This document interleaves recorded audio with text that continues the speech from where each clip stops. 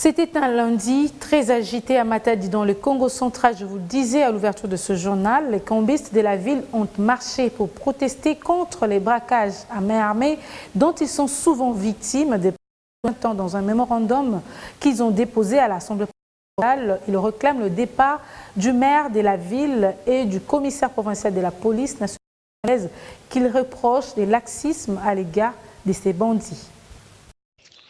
Parti de la place Coca-Cola, mieux connue sous l'appellation de Carrefour Simoki-Mbangu, ces changeurs de monnaie de Matadi, auxquels se sont joints quelques jeunes du mouvement citoyen du chef-lieu du Congo central, à l'instar du lobbying pour la défense des intérêts du peuple, venus leur témoigner leur soutien, ont sillonné les différentes artères de la ville portuaire.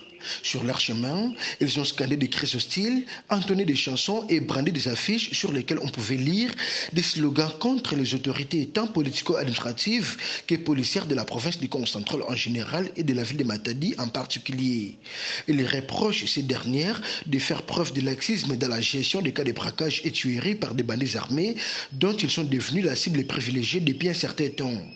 Des passages devant les gouvernements de province, Marcel Matumpa Bouka, gouverneur intérimaire du Congo central, a promis de prendre à bras le corps les revendications de ces paisibles citoyens qui évoluent dans le secteur de change de monnaie.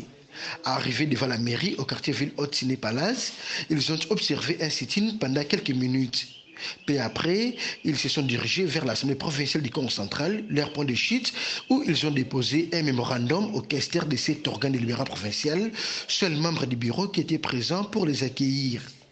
Signalons par ailleurs que depuis le début de cette année, 8 cambistes de Matadi ont déjà trouvé la mort après qu'ils ont été braqués par des bandits armés non autrement identifiés.